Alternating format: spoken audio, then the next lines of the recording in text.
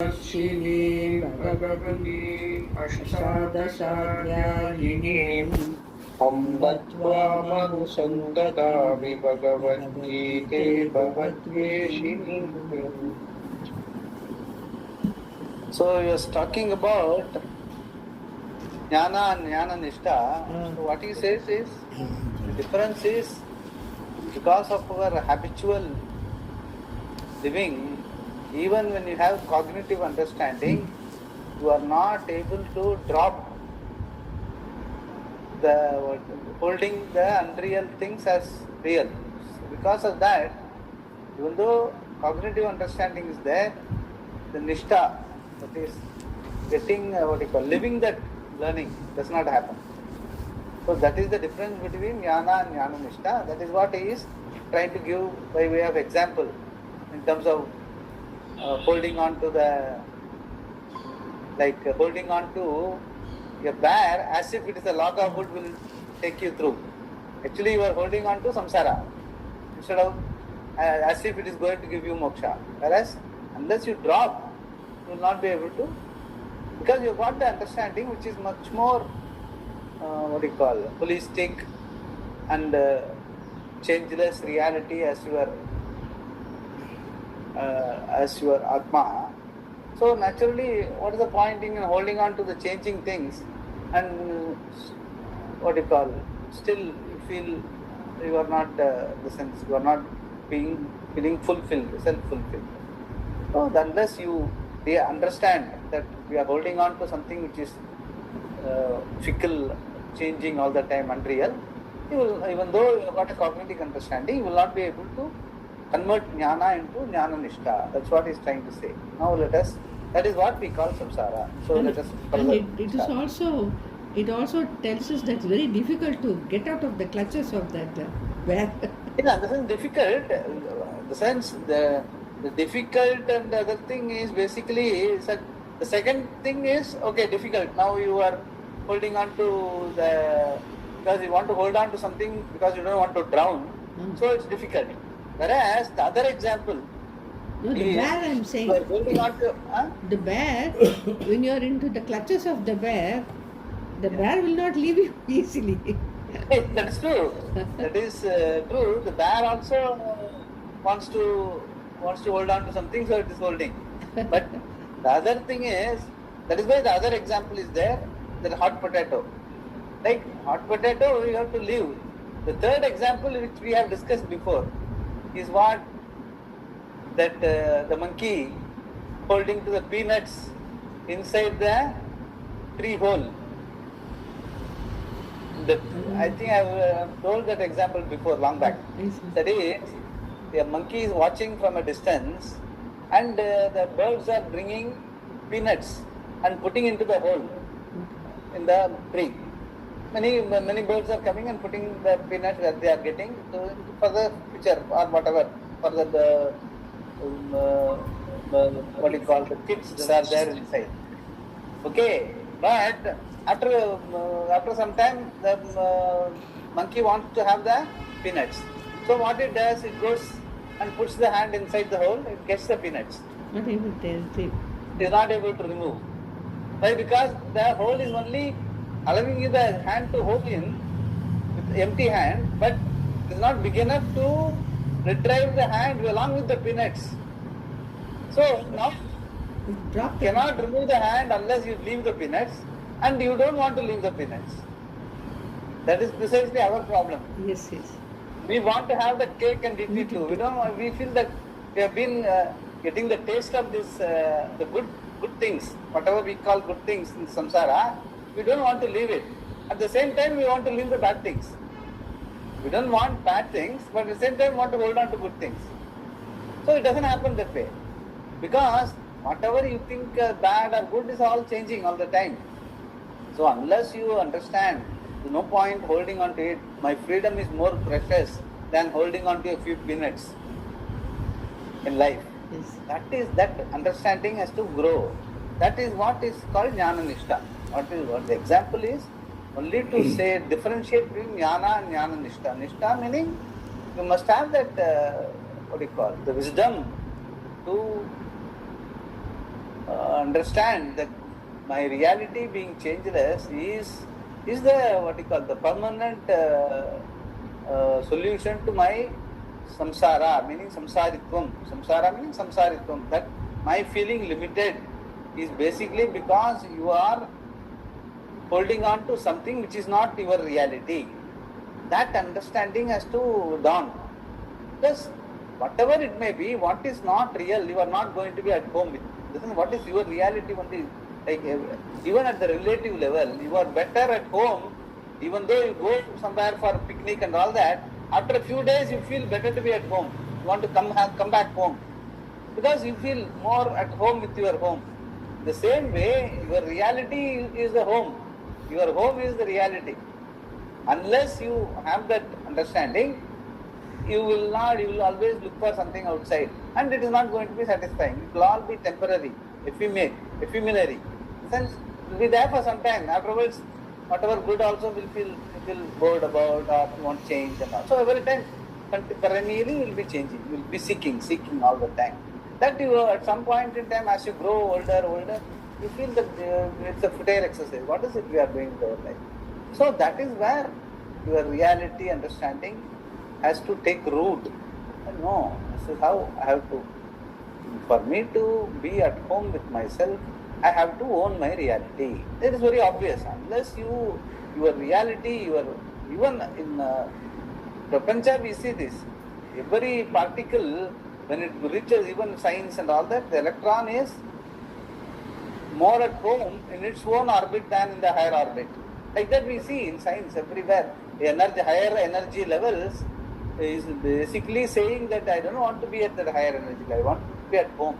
So they want to shed and come back to its own orbit. So like this, so everywhere it's only a natural. What is natural is to be at home. What is your homestead is your reality. What is the reality? Atma. So that nishtha, that understanding should be converted into nishtha initially by vairagya and viveka, and later once you have gone through the whole thing, threadbare you have analyzed through the help of the acharya and the upadesha by the Gita, you must be able to slowly by nididhyasanam, by analyzing the whole thing, seeing your reality situation in your life, you must be able to settle at home with yourself. And that is where nididhyasanam helps, and then slowly it will get converted into being like that. You are living, you will become like this. That is called anubhava. You are converting your understanding into living. It is called anubhava. So it's no other experience. It's not a question of mystical experience or sitting tight, holding your breath all the time. No, the understanding has to sink in, and it becomes part of your living. That is called nishtha. Jnana Nishtha. That's what he is telling. Now let us. Holding on to our notions, even though the nature of the self is self-evident, and that is the nature of Brahman. All the words that indicate the nature of Brahman are the self, like Satya, Jnana, Ananta, Shuddha, pure, Buddha, enlightened, Mukta, free, etc., are only to eliminate the I notion that we have in what is not I, Anatma. These words that are the Lakshana of a Brahman are meant to negate the varieties of notions we have about the Atma based upon the Anatma. The properties of one have been superimposed upon the other, and that has to be sorted out. Even though the whole pursuit is in the form of dropping, and we do have the capacity to drop, there seem to be some difficulties. People tell me all the time that they understand this teaching very well, but still they are in pain. Not physical pain, but mental pain. This is only because of incapacity to drop things. Why should they not drop something that is hurting them? They want to drop it. Nobody wants to have pain. What causes mental pain after all? It is nothing but a particular form of thinking. We do not even need to drop that thinking. We just need to understand that this thinking is just thinking. Then you will find that you have nothing to do with pain. Just let the thinking be. You need not bother about it. Yeah, identification. So even though the thinking itself may not say because of your lifestyle and all that, you have to continue to do the certain activities. That certain activities require thinking, so the thinking will be there. But the identification should not be there. In the sense, Just let the thinking be. You must be an observer to the thinking. Okay, I'm thinking this way, but because I'm used to doing this in this way, in this particular situation. But I am not the thinking is because of me, but I am not the thinking. That identification has to come down. The identification has to be dropped. That is precisely what is important. Not the thought itself, but identification. Yeah. Removal of the obstructions is gaining the result of removal of the obstructions to gaining the result of jnana is jnana nishta. Removal of the obstructions to gaining the result of jnana is jnana nishta. Yeah. Removal of the obstructions to gaining the result of jnana is jnana nishta. If in spite of understanding this, a person is not able to drop his notions, we have to say that the knowledge has some obstruction. The psychology of the human mind has its own logic, its own truth, and therefore we have what we call a commitment to the pursuit of knowledge. Jnana nishta. Knowledge, jnana is good enough. The conscious Atma is self-evident. That consciousness Atma is myself, which is Brahman. It is so simple, but at the same time there seems to be some difficulty. Therefore the word nishta is added to jnana. It is all based on the experience of seekers. It is against any logic, really speaking, because when Atma is consciousness and that Atma is Brahman, all you require is discrimination between Atma and Anatma, Atma Anatma Viveka. The Shastra is the means of knowledge pramana, which makes it very clear that the self Atma is Brahman.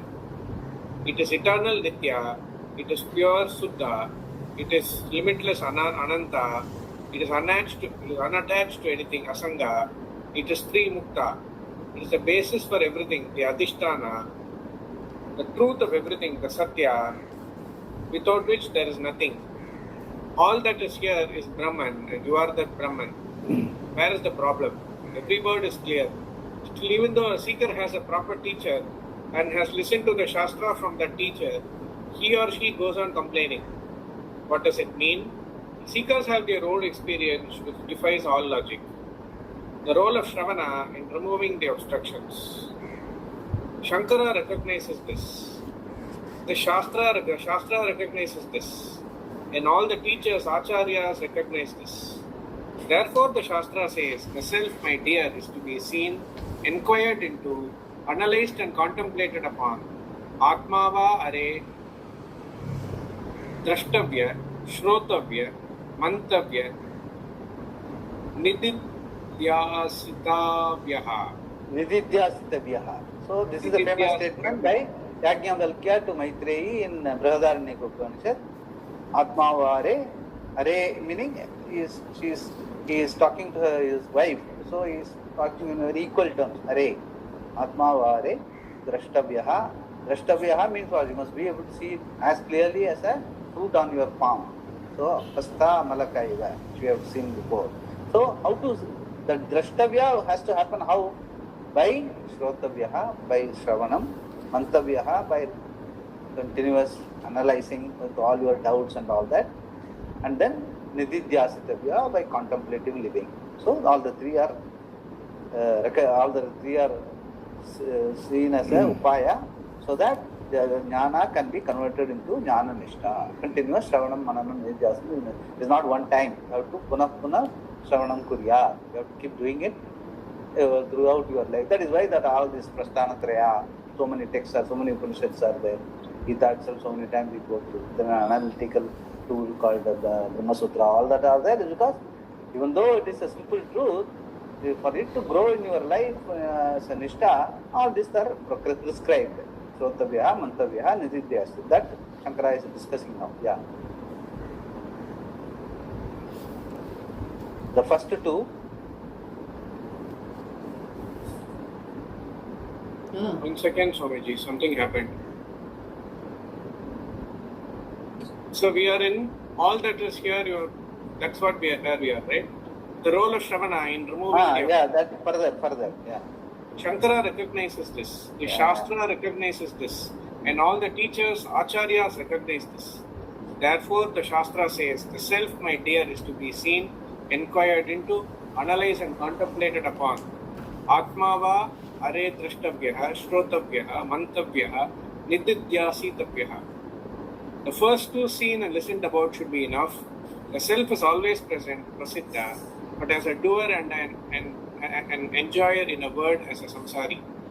It has to be known as Brahman, which is not subject to any problem, for which we should give up the I notion in what is not I, Anatma, and remove all doubts about it through listening to the Shastra. The rule to hear or listen has the meaning of inquiring, vicharane. The Shastra says that Atma, which is Brahman, is not a samsari. That Shastra is in the form of words and therefore has to be analyzed and understood by you. Only two instructions should be enough here.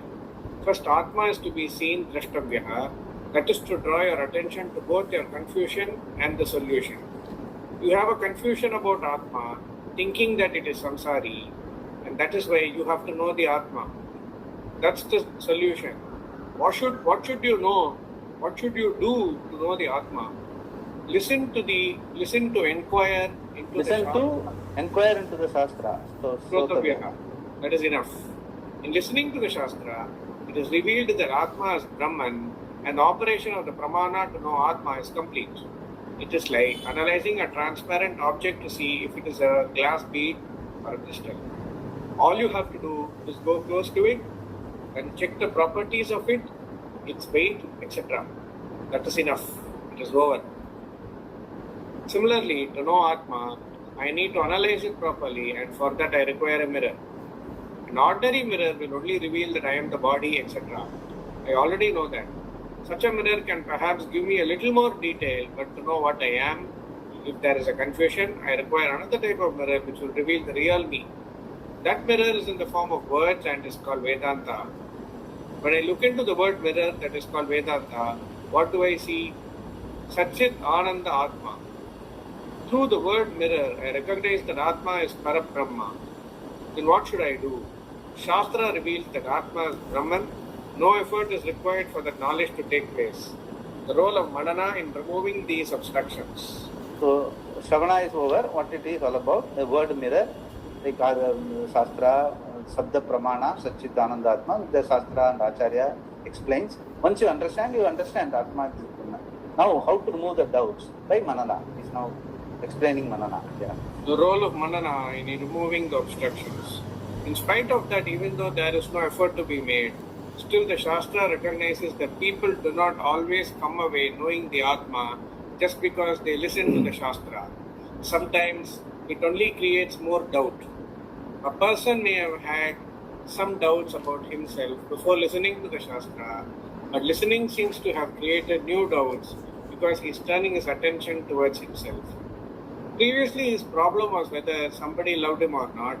Now he wonders, do I love myself? All because of the Vedanta Shastra. This is very natural because Vedanta turns everything towards yourself. Vedanta says you are nothing but love.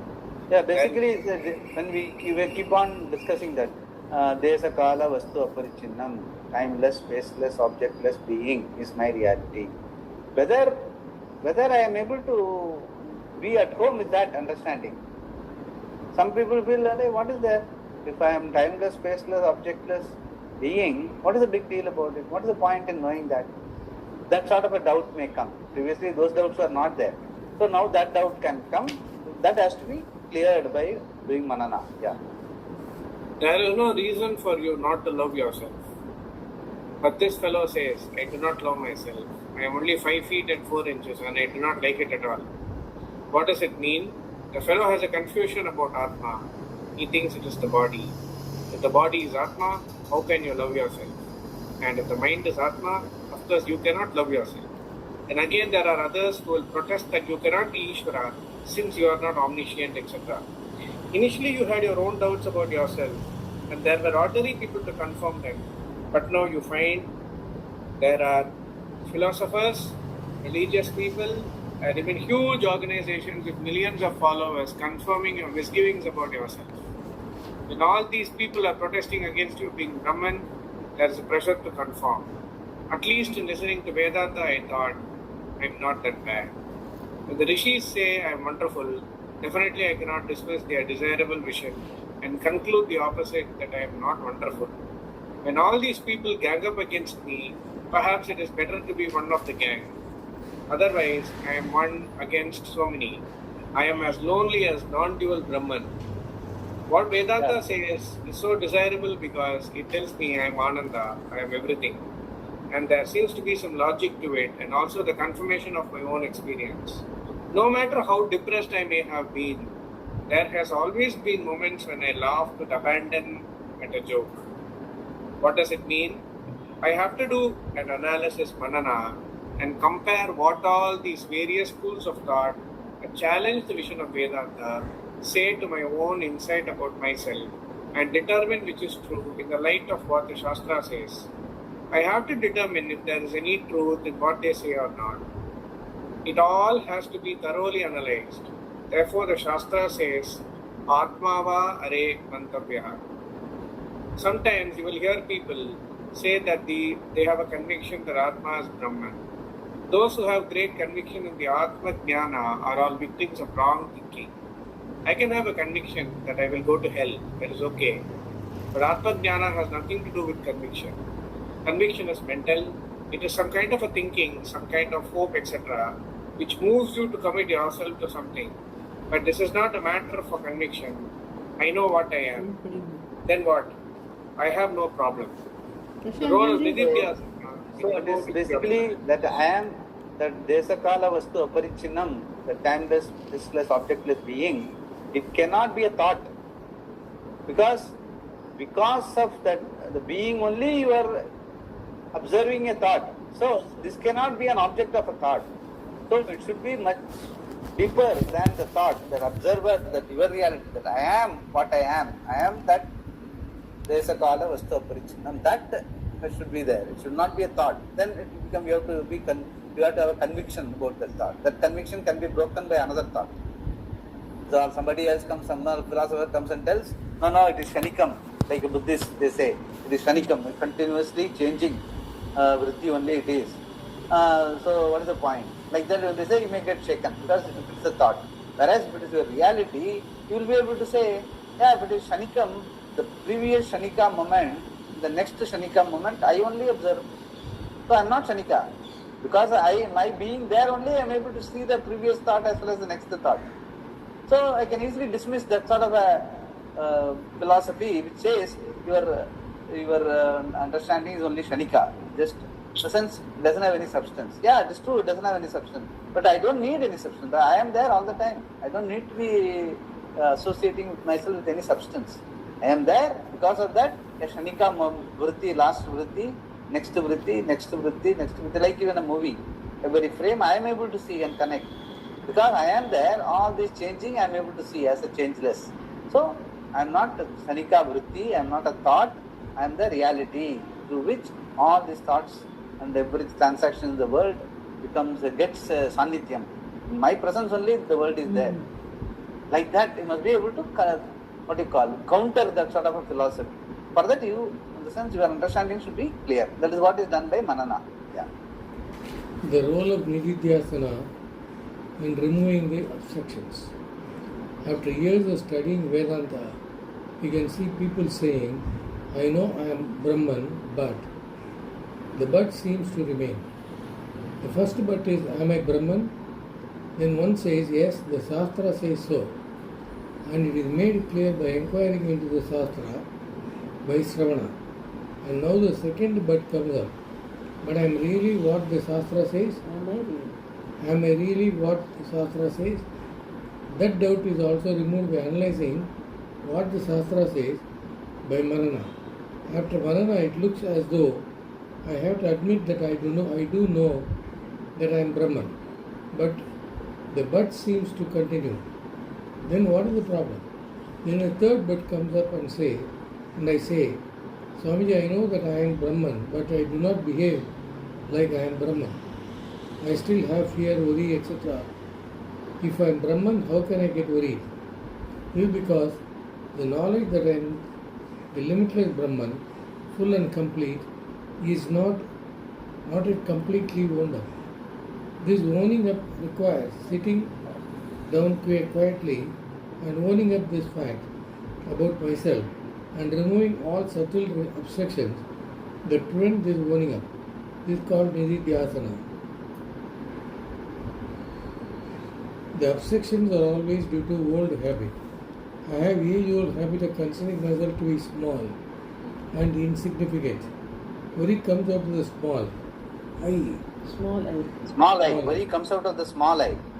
not out of the big eye. In fact, worry, concern, anxiety, panic, etc. are all born of the child in us. It is not even the small person. It is smallest the child. Even though the body has grown to become an adult, the child remains buried under the adulthood. When you reach 40, it begins to probe its way to the surface. It can wait for 40 years, not more than that. After that, it cannot be hidden any longer. Thus, there seems to be a condition in which your experience is cropped, opposed to what you know, a viparita bhavana. It is purely due to childhood. That's why we can call it habit, kashaya. We can call it anything as long as we understand that it is all from the past. It has nothing to do with the present. Events of the present only serve as trigger to awaken the unresolved issue from the past. The anchor that comes from the small thing that happened today is not appropriate to what happened today. Even an ordinary person who does not know anything about Brahman can see that the anger that this situation evokes is too great for the situation.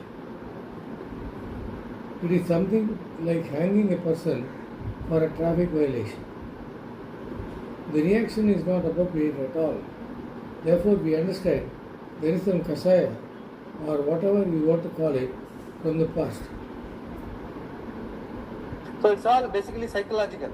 Two levels of psychology. I think sometimes I have been trying to tell the childhood unconscious and the basic. The child is totally supposed to be free. But once we start identifying with our name and all that, slowly the sense of fear comes. Like a born child, if you go in front of it and throw your hand like that, it will not blink. Because even the faculty of seeing through the eye, it is not yet developed. The born child will not have any fear. Whereas after 1 or 2 years, if you go in front of the child and say like this, it will blink immediately. Because it has already become self-conscious. Whereas the child is totally free. So that is precisely, both the types of fears he is discussing here. The childhood unconscious, because of that insecurity which you have developed because of your childhood, and it's depending on circumstances, wherever you are growing and all that. And the second thing is, basically you are born as uninhibited consciousness, pure consciousness without any truck with your individual body, mind, senses. So that is your reality. So since you are so much used to that identification, along with that comes the fear and all that. That is precisely the consciousness, the fear which you have, that you have been so much used to in life, you are not able to get rid of it. So you have to get back to that. That's what he's trying to say. That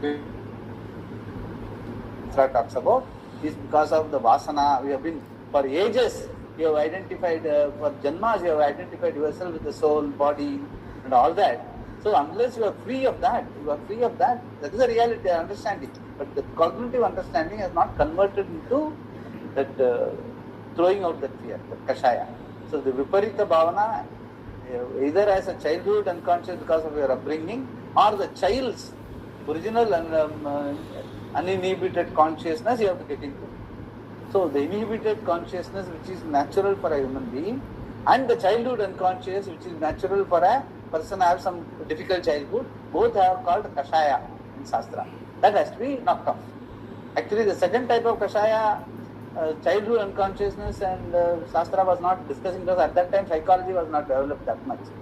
But nowadays they talk about that. Psychology, the child and the child in the adult and all that. So both are unconscious only. Both are one is fundamental unconscious, another is childhood unconscious. Both have to be, you have to knock off by deliberating, by sitting in Nidhyasana and understand. Your understanding by Shravana Manana, you have to own it up. This is my reality. Whatever that happens, that reactions, unnecessary reactions of hurt and fear and all that comes, it's all because of this lack of owning up my reality and because of identification with my body, mind, senses and all its limitations. Both we have to slowly, over a period of time, have to knock it out from our system. That is called nididhyasa. That is what is trying to say. Yeah. I will read, Swamiji. Shall I read? Yeah, read. By the past, we do not mean past karma. That can only create situations wherein you can feel... I think you have to... Yeah, that's correct only? Correct only. Yeah. By the past, next para. Okay, yeah. No, but I think you, from Viparita Bhavana, the previous para you read. What I Previous, just now previous, okay. Read from the obstructions are always due to old habit. From that, from it he is asking. Yeah, he's correct. Oh, that one. I think we have crossed that. No, okay. We have crossed the it. obstructions are always due to old habit. That one? Yeah. The obstructions Sorry. are always due to old habits. I have an age-old habit. No, we should start from by the past. We do not mean past You've karma. already read 3 paras. He read 3 paras, no, from there. No, I first started from by the past only. Yeah, that's correct. So you are correct. That's correct. I am exactly keeping the paragraph. Yeah. Right. Start. Yeah, okay. I am following very closely. Yeah. By the past, we did not mean past karma. That can only create situations where you can feel happy or unhappy, depending on your own disposition. It can give you a disease or some external mishap, etc., which are not conducive for comfortable living. But it cannot give sorrow, dukkha, that comes purely from yourself. And the self is Brahman, in which any situation is simply absorbed.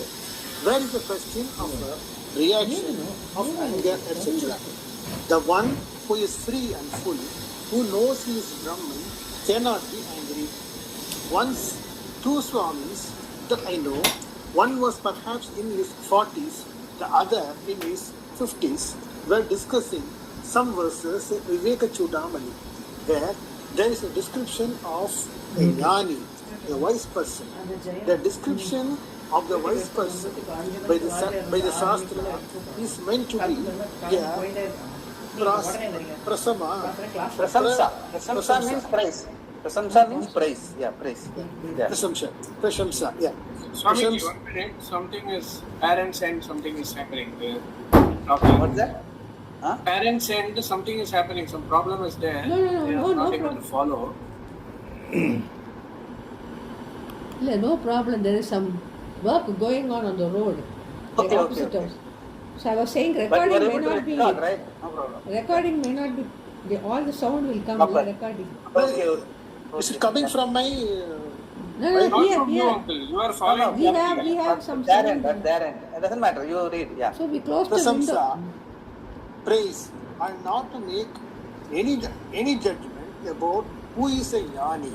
The description is purely meant to inspire a person so that he would love to become a jnani and therefore pursue knowledge. And sometimes in the description of a jnani, we understand the nature of the knowledge itself, and so it becomes a means to reveal the Vastu. Vastu means reality. So here, a sort of a situation is told in the Shastra where a prasamsa of a jnani is done. This is a praise of a jnani is done. So in that context, one of these Swamis, how he is talking about it. You read it. Yeah. One of these Swamis, the older one, was explaining the meaning of a verse describing a jnani. The younger one, who was a little better educated, said, Swamiji, how can we discuss what a jnani is unless we are jnanis ourselves? At this question, the older Swami got very angry. How can you say that I am not a jnani? He said, and he walked out. Later, he left the place for good. This kind of behavior is all due to childhood problems. The issue here is not what makes a jnani or what is a jnani, but what is this knowledge jnana. Atma is Brahman. Either you know this fact or you do not know it.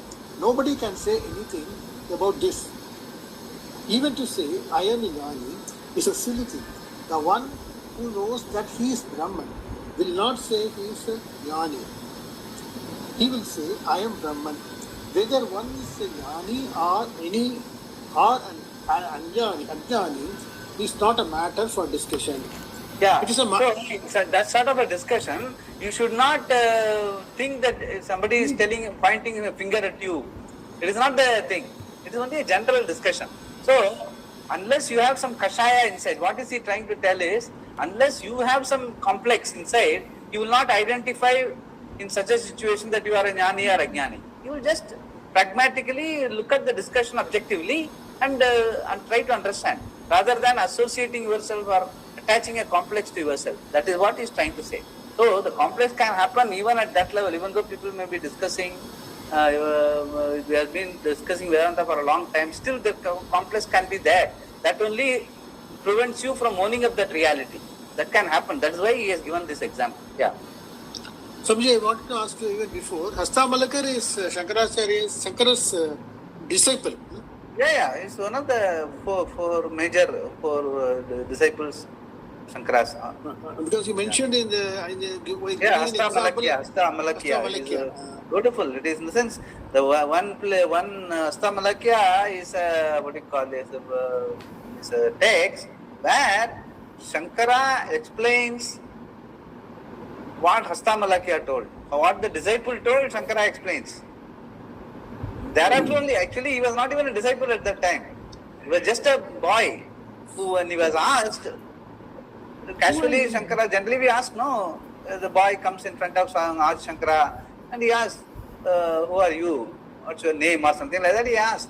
Then he said, Upalabdhi Surupoham, Nijabodha Rupoham. Naturally, if he cannot tell it to even his parents or anyone else, because they will think that he is mad. So for 10 years he was keeping quiet, and people were worried, why this fellow is keeping quiet, he is not talking, maybe some problem is there. So they wanted to put him in front of Shankara. Mahan, please do something for him, this boy is not interacting at all, he is just sitting there. Then Shankara asked him, just wanted to find out, okay, Shankara asked him, who are you, what's your name and all that. Then he said, Upaladhi Surupoham, Nijabodha Rupoham. So he straight away said, my understanding is, I am the Bodha Surupam Chit, Upalabdhi Surupoham Chat. So Sat Chit Ananda is my reality. He told to Shankara. And then Shankara wrote a bhashyam on that is called Hastamalakya. So, in the sense, the boy was already ready. Only that he must have the platform wherein he can express himself. And Shankara gave him the platform. Thereafter he travelled with him. Then he became one of the four disciples, Hastamalakya. Then Shankara named him as Hastamalakya because his understanding in life is Haste Amala Iva. A cold fruit put on the palm, even though you may not have eyesight, still you know that it is a cold fruit. That much clear he was in life. So that is why his name was Hastamalakya, named by Shankara. That is the story. Yeah. That's how the Nana Nishta should become like that. For us, it should become like Hasta Amala Iva. So there should not be any doubt. Avagati. In the sense meaning, I will not swerve away from this understanding that my reality is Atma. That Desa Kala Vastu Aparichinnam is my reality. Everything else is only a Aropitam for the purpose of transaction. Okay, some name, some form, some identification. All that is for transactional purpose. In spite of all the transaction, in spite of all the identification in the world and all that, I remain unidentified and I remain as Desa Kala Vastu Aparichinna Atma. That is what Nididhyasanam, Sravana Madana Nididhyasanam is supposed to take you towards that, claiming that reality. That is called Nishta. Jnanam converted into Jnana Nishta. So that is that Anubhava. Generally they also call it Anubhava. Aparoksha Anubhava. That is what we are discussing now. Yeah. Hastamalakya is the first guru of one of the four Shankara Pitams. Yeah, that is thereafter a lot of things like Pitam and all that keep on they're talking about. Now so many Shankaracharyas are every state has got 3-4 Shankaracharyas. So we don't know really what it is all about, but that was not the idea. The idea is not to It's only for the purpose of understanding, carrying this vision. Whether it is 1 disciple or 10 disciples doesn't really matter. So that is a different story. But what is being discussed is that how the vision transfer from the Guru to Shishya has to happen. By Shravana, Manana, Nidhyas. You must be able to see the vision, the understanding of your being Atma in toto. Like even the Adi Guru Dakshinamurti saw, you must also see it, because there is what is the reality? There is a kala vastu aparichinam. When you say it does not have parts, it is not an object, it is just the being. So the being cannot be different. However long it has taken, traveled through various gurus and shishyas, it must remain the same. That we are able to see today. We are able to discuss Shankara saying that the Desakala Vastu Aparichinnam is my reality. That means what? It has not undergone any change or any dissipation or any improvement. Nothing can be improved upon. What can be improved upon? Desakala Vastu Aparichinnam, timeless, spaceless, objectless being is your reality. That cannot be, anything cannot be added, anything cannot be subtracted, and anything cannot be negated. Anything you do is only Maya or Vidya, unreal. That is what our transacting world is all about. So that clarity should be there. That is called, once you are able to sit with that understanding in Nididhyasanam and claim that reality, then the vision transfer is complete. That is what Bhagavan says, Buddhim tu Saradim Vidhi. Your Buddhi should become Krishna's Buddhi. Then the vision transfer is complete. That is what we are trying to do here. Yeah. It's a matter of understanding what the knowledge is, a process of learning and getting clarity. It is silly to say somebody is enlightened and somebody is not enlightened. We are not here to make a judgment about anybody, nor about ourselves. I neither say anything about myself nor about others, free from judgment. I simply enjoy the process of knowing. Where is the question of judgment? It is not that on a particular day I got up enlightened. Atma is always present. Nitya Siddha. It is not an event. Shastra says that you are always enlightened. Nitya Buddha. Always liberated. Nitya Mukta. So, where is the problem? How can anyone say that he got enlightened at a particular time, on a particular day? It is not that suddenly, everything becomes clear. You are always enlightened.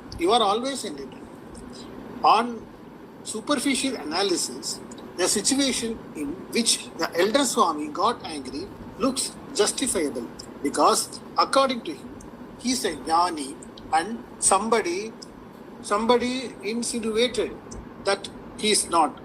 But on the other hand, if one looks carefully, it is not justifiable at all. That is why the other Swami said, if he is a jnani, he is fulfilled. Yeah, Pita Kami. Apta Kami means person who has already got everything. Apta means one has everything.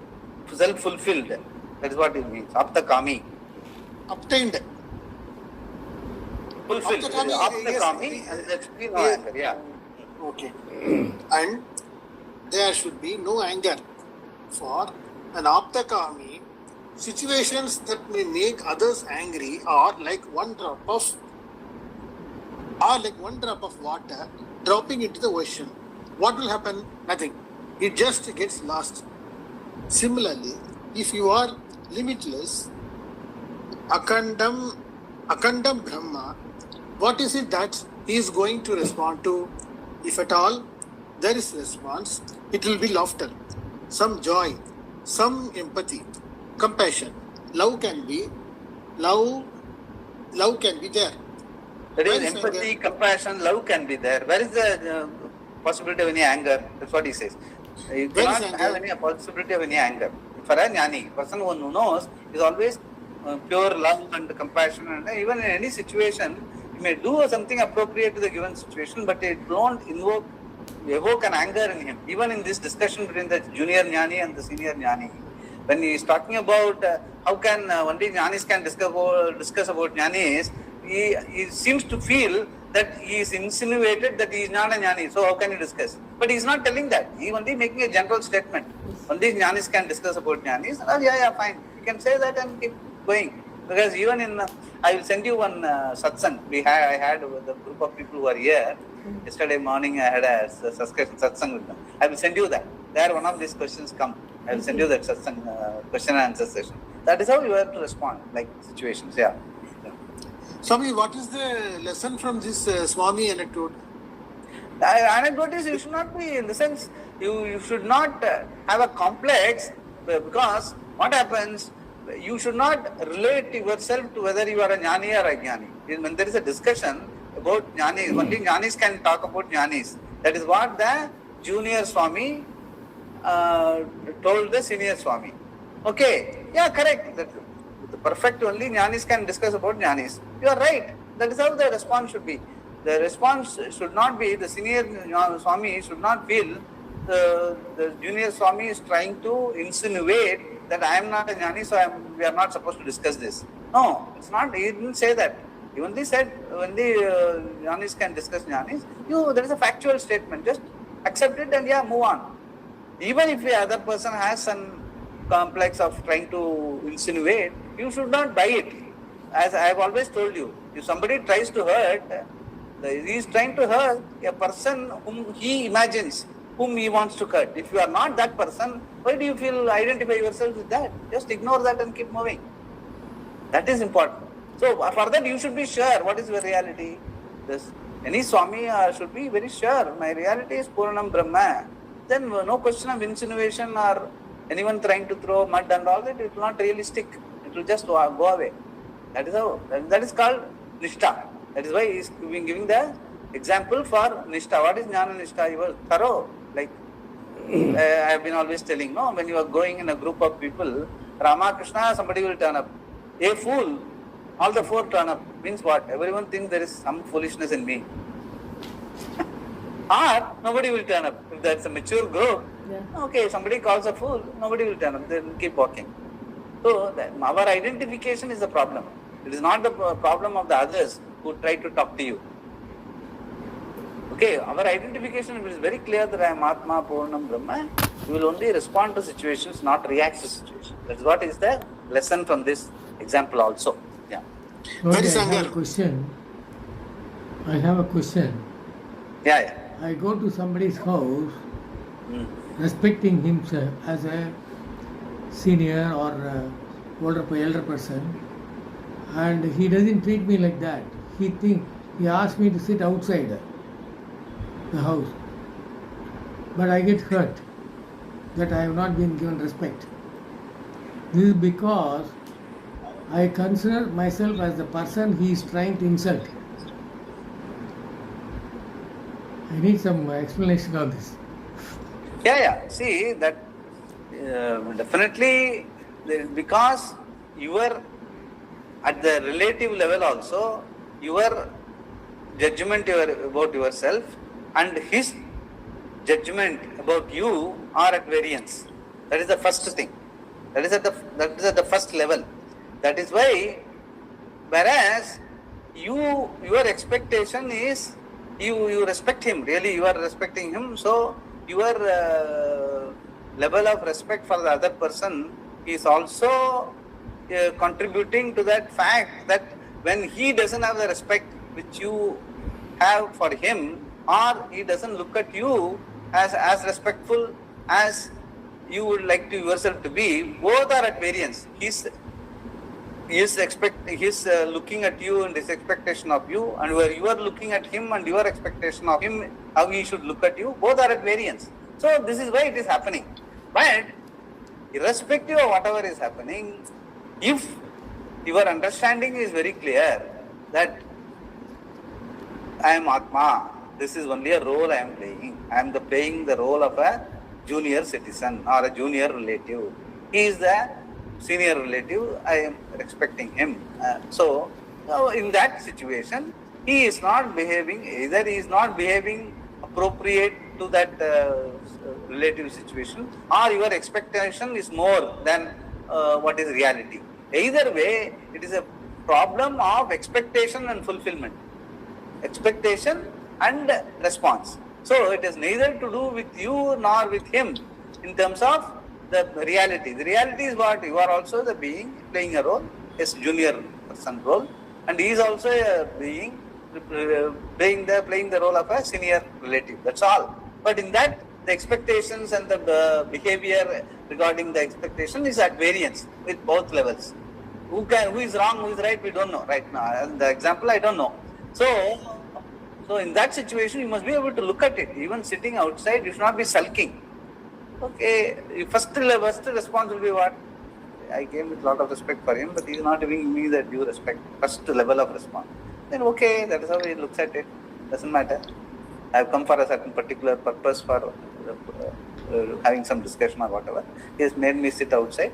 And if I have the time, I will sit outside, wait for some time, meet him and then go. This can happen even with relatives. There are people, sadhus, sannyasis and all that, who are babas, make others wait and all that, even though the person who is waiting and can be a senior Swami himself. But if at all he is understanding, he will not mind it. Okay, that is I have really... all these things.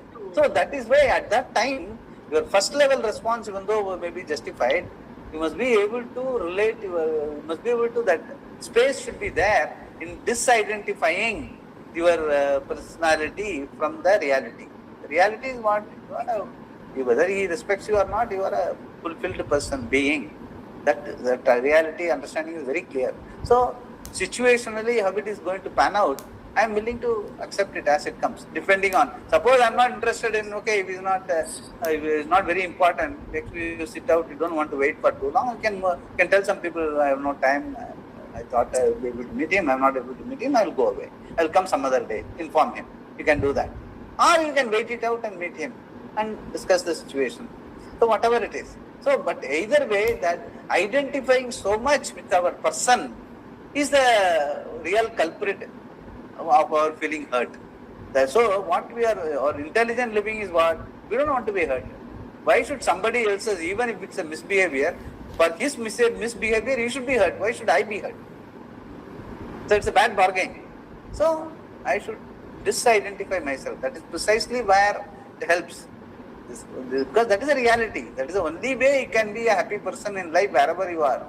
Because that is the reality. A happy person, that you are a unidentified being, is a reality. It cannot be improved upon, it cannot be dismissed. Because that is the reality. That is the reality of Atma, that is the reality of Brahman. Since the reality of the whole Jagat is your reality is that. So that understanding is such a fulfilling thing. All these things do not matter. You go away. First moment will be there. Then first what? And then so what? Then you will settle down and stay in the situation and do what you are supposed to do. What is practical, what you have come for. You will just go ahead, and he will be also sometimes surprised, making you, perhaps if all is really wanted to insult you, in spite of that you feel insulted. No, do not feel insulted. It will perhaps make him understand, I should not have done that. So all those things can be there, but that's all corollary benefits. The first thing is, I won't be hurt. I won't allow myself to be hurt by anybody. That pratigna should be there. That pratigna comes out of your understanding of your reality. Swamiji, but as I feel, if you do not have the understanding that that person is not me, and if I don't, after reading so much, if I still don't understand, then what I am doing is mithya, I feel. I am the mistaken identity in terms of the fact. Correct. The whole thing is that identification. The identification is you are identifying with a changing thing, whereas your reality is Purnam. So identification with a changing situation is mithya. That is true. That is what you have to that is the first level. Listen, that is precisely what this Shastra. There is a uniqueness about Vedanta is only that. You don't have to do anything to change. You have to cognitively, your cognitive understanding should be converted into reality in terms of your living. That is called Nishtha. That you must be able to bring up at any situation, whatever be the situation. Whether it is good or bad or ugly. Okay, at some point, at some situation, it can happen, other way also it can happen. You go to some place to meet somebody and he gives you undue respect. Just they, as you know, enter, they have a battalion of people and they do start doing Pada Puja and all that. So we will surprise, what is this? Not necessary. But okay, just allow it to pass. Okay, they have some Shraddha, do it. Quietly walk in. But don't identify yourself. Oh no, I am worshipped. That is why you must be a translucent conduit to Bhagavan. If at all they are doing any Pada Puja, they are not doing it to you. They are doing to Atma, the being, the Ishvara. So you must be able to pass it on to Ishvara. Ishvara, they are doing puja for you through my... That must be the immediate response. Then you will not identify. Then you will not be... So both positive and negative, you must be able to dissociate yourself. Because there is nothing positive or negative about anything. Just being. Very important. Actually, when we go to meet Jagadguru Swamiji, especially in Chennai, other places I don't know. In Chennai, when you go to meet Jagadguru, you have to have a uniform. Panchagajam, Toppai, Veshti, either like that. When you go like that, they consider you in a way. All this is that's all there. That is what, no. North India, they don't have such rules. They are very comfortable. The identification gets embellished, further and further embellished. More and more, you are getting into what you call Mithya transaction. That is very important. We have to be alert to those things. Very important. That is what this is talking about. All the time we are talking about that. Yeah. In Vaishnava temples, this happens, Swamiji. For Iyagars with Panchakacha, they will be in the first row. Then Iyengar second row. Then all others outside. That is what Swamiji is telling. All of this, all the things are happening. No, I have myself seen Andava Ashram in the road where publication office is there. There is an Andavan Ashram. I used to visit regularly. Once they know, once you go with that Vibhuti and all, they will be given the last Tirtham. It's all Mithya. It is all part of the protocol. It is all, no, it is all what you call. Already Mithya, you are embellishing the Mithya with further Mithya. Yes. So that is why you must be able to look at it. You should not get angry or you should not feel jilted and all that. You must be able to take it. That is why, you know, the Daya and Shama. You must be able to be compassionate, you must be able to empathize. Both are equally important. Because what you understand as Satyam, they may not have the understanding. So, to that extent, you must be able to be compassionate and accommodative. Don't have expectation. Just play as per the rules. Just no expectation. Yeah. Just to say to ourselves that we will not be affected by this behavior of the others. Yeah, those things are very important. You have to say, initially you have to say all that. Verbally you have to say, I am Purnam. I am not going to be affected by these things. But slowly it will become yathartham for you. It becomes spontaneous. It becomes part of your personality that you will never respond to anything like that. There is no reaction. You just go and do what you are supposed to do. You go to there to pray. Go to Andavan Ashram to pray to Narayana. Pray to Narayana, whether they give you prasadam or not. You just pray and take some tulsi or something and come away. That's all. Absolutely. Go for prayer or being one with Narayana for that moment. Because that is your reality. You are only playing it out. That's all. Every time you go to the temple, you must do that only. No other demands, nothing. Just be one with Ishvara. Because that is your reality. Actually, not because you are trying to make it up. Yeah. Actually, to answer Uncle's question, my question, Swamiji had sent that note. Even in the Atmavan, who thinks it is personal, that Atmavan also is powered by the same Atma, Satchidananda. There is no second Atma, personal Atmavan. Samsari Atmavan has to understand that Atma is asamsari. Samsaritvam is Mithya, and the personal Atmavan consider himself samsari because of lack of understanding of reality, Atma. Very much true. That's what it is. It's all the same thing. There is no second. That is why it's called Advaita. There is no second. Whether it is a samsari or asamsari, the Atma is the same. It is our own perception and conception. That's why it's called Mithya. Because perception and conception will keep changing. By the day, by the hour, it will keep changing. Depending on your mood, depending on the other person's mood, depending on the circumstances, it will continuously change. Why it is changing? Because without changing, there won't be a world. Spandanam eva spandanam. Only because it is changing, you are seeing a world. Otherwise, if it is not moving, no, you will not see a world. You will see only Atma. So the world itself is possible only because of the changing circumstances. Unless the screen is moving continuously, no, there won't be a movie. There will be only a bright screen. You are not going there to see the bright screen. So the movie has to, that's why they say, no, the show must go on. Even in English language it is there. The show must go on. It is a passing show. All that is there. Because the person who has created the movie Dream Merchant, he knows very well. Unless it is moving, it is not a movie. It has to be changing. And you cannot complain that it is changing. Right? Otherwise, you won't be able to see a movie. Likewise, life also is the same. There is no difference. Shankaracharya in the movie is technologically illa. Otherwise, they would have quoted nicely movies. Nowadays, today we have got the whole life is nothing but a movie. That is a 2.5 hours dream. Our life is a lifelong dream. It is why it's called Swapna. Dirgha Swapna. Long dream. And ignorance is Nidra. Nidra is total ignorance. Swapna is convoluted ignorance. Ignorance born avidya, kama, karma. All your sukha, dukkha and all that. Variety. Ignorance, Swamiji used to say, Vadakamathu Kottaiki, Pattu Kunjalam. That is our life. So you don't have to do anything. You have to only understand that this is Vadakamathu Kottai. That's all. Like somebody asked in the question also, between Jnani's Vairagya and a Sadhaka's Vairagya, what is the difference? For him, it is spontaneous. Why? Because குப்பை மேல வைராக்கியம் வர வேண்டிய அவசியமே இல்லை. குப்பைன்னு தெரிஞ்சாலே போறோம். குப்பை மேல யாருக்கான வைராக்கியம் வேணுமா? Once you know குப்பை, it is, you know very well. You will keep away. So that is how it is. That is the difference between Satyam and Mithya. We'll stop here. This word array, the word array they are using. No, in Hindi, I have seen many people using array yaar, array bhai, like that. Yeah, correct. That is basically Sanskrit, isn't it? Golden language in the sense. See, the whole thing, you just imagine Shankara and his disciples, the whole thing, number Tamil, English, every pesaramo, the same way they have been talking in Sanskrit. So the language they have used, it looks very difficult for us. We need a bhashya.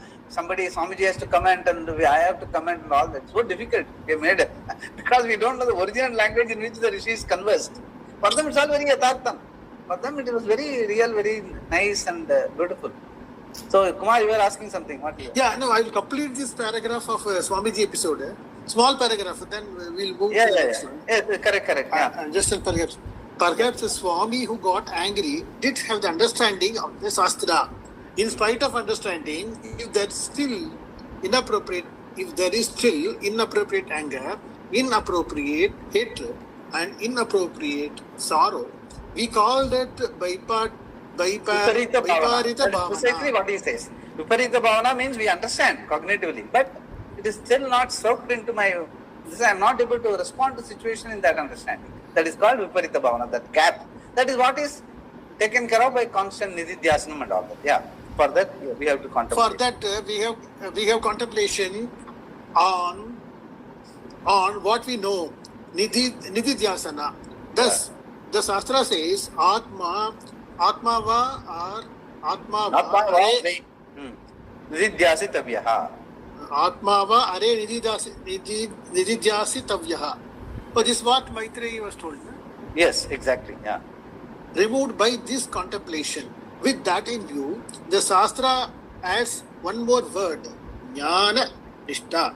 Yes. So once that Shravanam, Mananam, Nididhyasanam is complete, is part of your life, then your Jnanam is your own. Like you don't have to say, Shastra says, Acharya says. You can very clearly say, my reality. So that's called Nishtha. So then only it becomes your own. That is the Anubhava. That is where it's called Anubhava.